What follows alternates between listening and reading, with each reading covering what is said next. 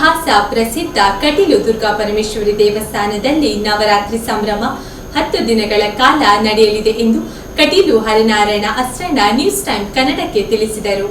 ದಕ್ಷಿಣ ಕನ್ನಡ ಜಿಲ್ಲೆಯ ಇತಿಹಾಸ ಪ್ರಸಿದ್ಧ ಕ್ಷೇತ್ರವಾದ ಕಟೀಲು ಶ್ರೀ ದುರ್ಗಾ ಪರಮೇಶ್ವರಿ ಅಮ್ಮನವರ ಸನ್ನಿಧಿಯಲ್ಲಿ ನವರಾತ್ರಿ ಮಹೋತ್ಸವವು ಅಕ್ಟೋಬರ್ 17ರಿಂದ ಅಕ್ಟೋಬರ್ 26ರವರೆಗೂ ನಡೆಯಲಿದೆ.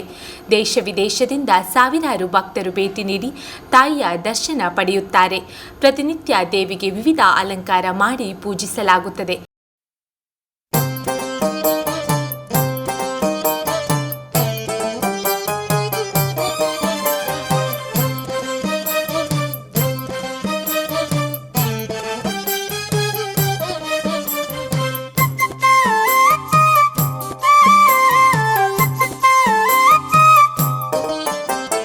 ನವರಾತ್ರಿ ದಿವಸದಲ್ಲಿ ನವವಿಧ ಪೂಜೆ ಗೊಂಬೆ, ನವರಾತ್ರಿ ದಿವಸದಲ್ಲಿ ನವವಿಧ ಪೂಜೆ ಗೊಂಬೆ, ಭ್ರಷ್ಟಧನುಜ ಕುಲದಂಸಿ ಕೋಮಲೆ, ಭ್ರಷ್ಟಧನುಜ ಕುಲದಂಸಿ ಕೋಮಲೆ, ಸೃಷ್ಟಿಕಾರಿಣಿ ಭ್ರಮರಾಂಬೆ ದೇವಿ ಕಟೀಲಾಂಬೆ, ಸೃಷ್ಟಿಕಾರಿಣಿ ಭ್ರಮರಾಂಬೆ. ಶರಣು ಬನ್ನಿರೋ ನಮ್ಮ ಶ್ರೀ ಕಟೀಲ ದುರ್ಗಾಂಬೆಗೆ, ಶರಣು ಬನ್ನಿರೋ ನಮ್ಮ ಶ್ರೀ ಕಟೀಲ ದುರ್ಗಾಂಬೆಗೆ.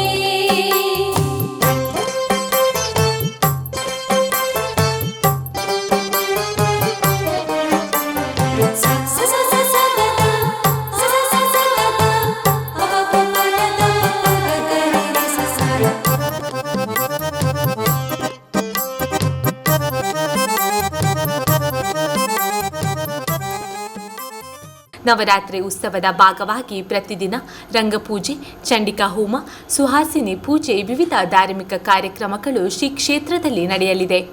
ಕೊರೋನಾ ಕಾರಣದಿಂದ ಹೆಚ್ಚಿನ ಸಂಖ್ಯೆಯಲ್ಲಿ ಜನರು ಸೇರಲು ಅವಕಾಶ ಇಲ್ಲದಿರುವ ಕಾರಣ ಶೇಷವಸ್ತ್ರ ಪ್ರಸಾದ ವಿತರಣೆ ಹಾಗೂ ಅಕ್ಷರ ಅಭ್ಯಾಸ ಸೇವೆ ಈ ವರ್ಷ ನಡೆಸಲು ಕಷ್ಟಕರವಾಗಿರುವುದರಿಂದ ಮುಂದಿನ ವರ್ಷದಲ್ಲಿ ನಡೆಸಲು ಆಡಳಿತ ಮಂಡಳಿ ನಿರ್ಧರಿಸಿದೆ. ಹಾಗೆ ಕ್ಷೇತ್ರಕ್ಕೆ ಭೇಟಿ ನೀಡುವ ಭಕ್ತಾದಿಗಳು ಸರ್ಕಾರದ ಕೊರೋನಾ ಮಾರ್ಗಸೂಚಿಯನ್ನು ಪಾಲಿಸಬೇಕು ಎಂದು ಕಟೀಲು ಅರ್ಚಕರಾದ ಹರಿನಾರಾಯಣ ಅಸ್ರಣ್ಣ ನ್ಯೂಸ್ ಟೈಮ್ ಕನ್ನಡಕ್ಕೆ ತಿಳಿಸಿದರು.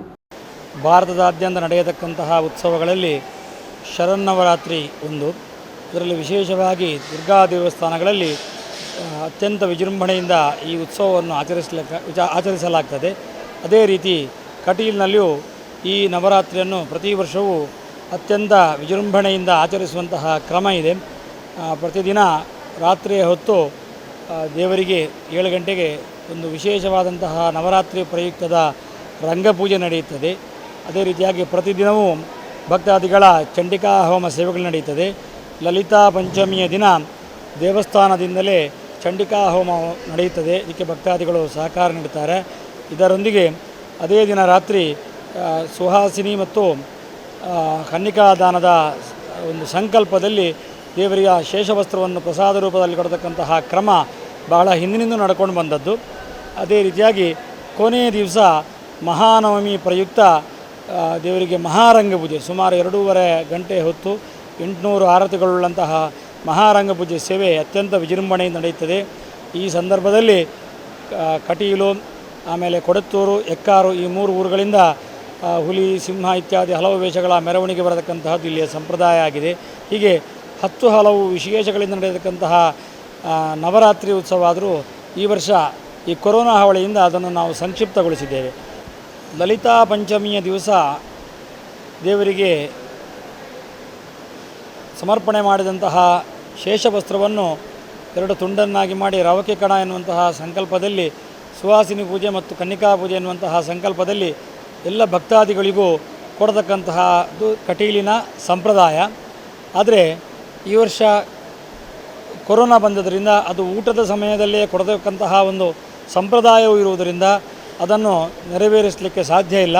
ಹಾಗಾಗಿ ಒಂದು ವಿಶೇಷ ಸಭೆಯನ್ನು ಇದಕ್ಕಾಗಿ ನೆರವೇರಿಸಿ ನಾವು ಈ ವರ್ಷ ಅಕ್ಟೋಬರ್ 21ನೇ ತಾರೀಕು ಬುಧವಾರ ಬರ್ತದೆ. ಆ ದಿವಸ ಲಲಿತಾ ಪಂಚಮಿ ದಿವಸ ರಾತ್ರಿ ಹೊತ್ತಿಗೆ ಕೊಡುವಂತಹ ಶೇಷವಸ್ತ್ರ ಪ್ರಸಾದದ ಒಂದು ಕ್ರಮವನ್ನು ನಾವು ರದ್ದುಪಡಿಸಿದ್ದೇವೆ. ಸಾಂಪ್ರದಾಯಿಕವಾಗಿ ಅದನ್ನು ನಾವೊಂದು 3-4 ಜನ ಸುವಾಸಿಯನ್ನು ಕುತ್ಕೊಳಿಸಿ ಮಾಡತಕ್ಕಂತಹ ಸಂಪ್ರದಾಯವನ್ನು ಮಾತ್ರ ನಾವು ಮಾಡ್ತಾ ಇದ್ದೇವೆ. ಅದರಿಂದ ಎಲ್ಲ ಭಕ್ತಾದಿಗಳು ಇದಕ್ಕೆ ಸಹಕರಿಸಬೇಕು, ಬರುವ ವರ್ಷ ಆ ಪ್ರಸಾದವನ್ನು ಸ್ವೀಕರಿಸಬೇಕು ಅಂತ ನಾನು ಭಕ್ತಾದಿಗಳಲ್ಲಿ ಈ ಮೂಲಕವಾಗಿ ವಿಶೇಷವಾಗಿ ಪ್ರಾರ್ಥಿಸ್ತಾ ಇದ್ದೇನೆ.